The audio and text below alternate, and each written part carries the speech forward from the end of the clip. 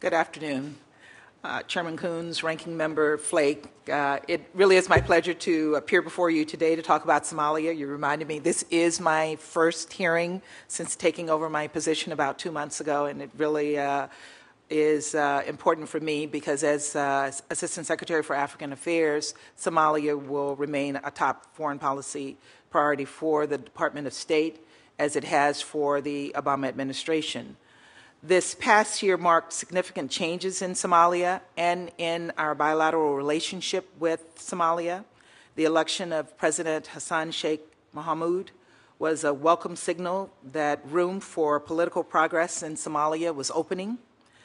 This was made possible in part because of the international community's support for the Djibouti peace process and the leadership role of our regional partners, notably the African Union and the Intergovernmental Authority on Development, IGAD.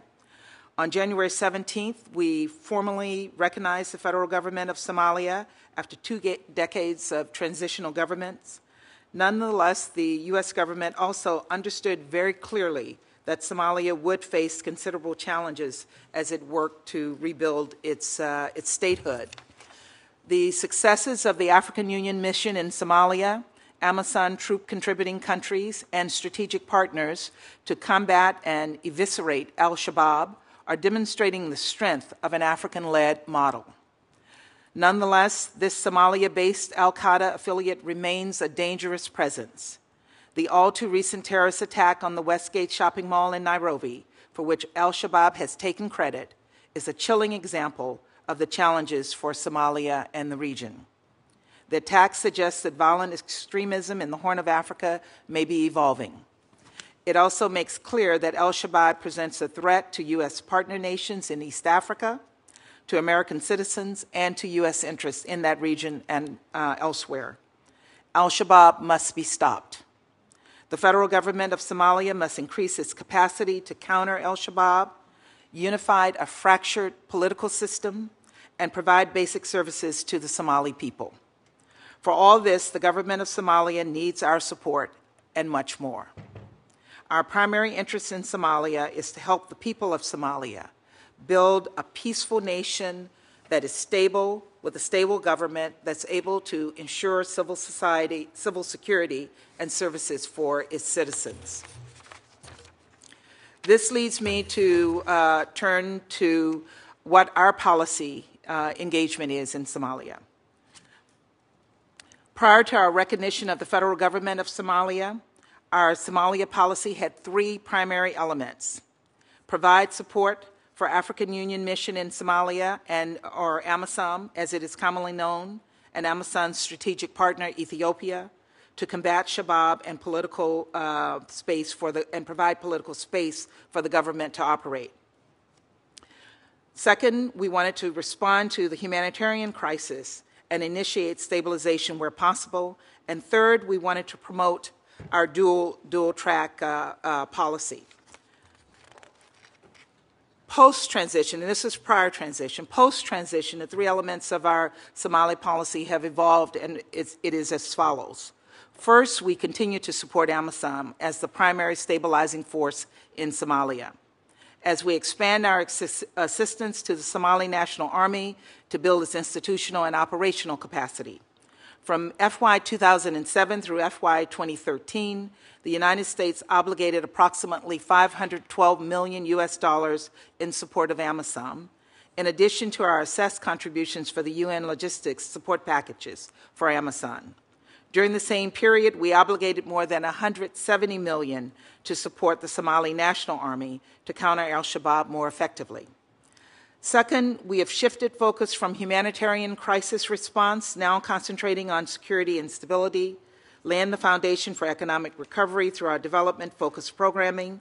In FY 2012 and FY 2013, we provided nearly $140 million in funding to support Somalia's stabilization, democracy, and economic growth activities. Third, our dual-track approach concluded with the successful completion of the Djibouti peace process and recognition of the federal government of Somalia. The United States has underscored the importance of outreach and engagement with the regional administrations to form the federal framework. We will continue to fund humanitarian assistance and civil society programs in Somaliland and Puntland with an objective of improving regional collaboration toward federalism. Our assistance to Somalia includes an emphasis on human rights, on accountability, child soldier prevention, countering human trafficking, and budget transparency and fiscal management. The tragic and cowardly attack on innocent civilians at Kenya's Westgate Mall has underscored vulnerabilities in the Horn of Africa and demonstrates that al-Shabaab has a capable network in East Africa, and it's willing to carry out attacks outside of Somalia. Concerted pressure from AMISOM and the Somali National Army has weakened al-Shabaab's ability to wage conventional military offensives and to hold territory inside Somalia. We attribute this success to the African-led model for achieving greater stability in Somalia. However, al-Shabaab can still conduct destabilizing operations in East Africa. The Department is working closely with our regional partners on counterterrorism efforts, and we're reviewing internally what further resources we can provide to shore up AMISOM and further support their efforts, secure the border of Somalia and its neighbors, and contribute to the international effort to shape the Somali National Army into a cohesive, professional, and effective force. For the United States to effectively engage on these complex issues, understand local dynamics, build relationships, and manage our expanding programs in Somalia, we eventually need to establish a permanent U.S. diplomatic presence there. Ultimately, it is the security conditions in Somalia that will dictate when we can establish a more permanent presence, and we recognize that the time is not right for that at this time. However, we're moving in that direction. Our current posture allows for our Nairobi-based diplomatic team to travel to the Somali capital and other key regions with increased frequency and duration as security conditions permit. Building political cooperation among Somali regions and clans in support of the federal framework is essential if democracy, economic growth, and security are truly to take hold in Somalia. This is a message that President Hassan Sheikh emphasized during his Washington meetings with Secretary Kerry, with Secretary Hagel, with National Security Advisor Rice, and with me when I met with him in New York. We see budding signs that Hassan Sheikh is meaningfully engaging regional administrations. The Somali federal government signed the Jubaland Accords on August 22nd, recognizing that regional entity and mapping a way forward to become a federal state. The federal government introduced a roadmap to the 2016 elections with a focus on political inclusion and security, and Mogadishu and Somaliland came to an agreement on regulating airspace, a step toward wider reconciliation. Ultimately, the development of participatory, accountable, and representative governmental institutions that respond to the needs of the Somali people will secure that country's future. We are committed to working with the government and the people of Somalia to help them realize that vision. Thank you.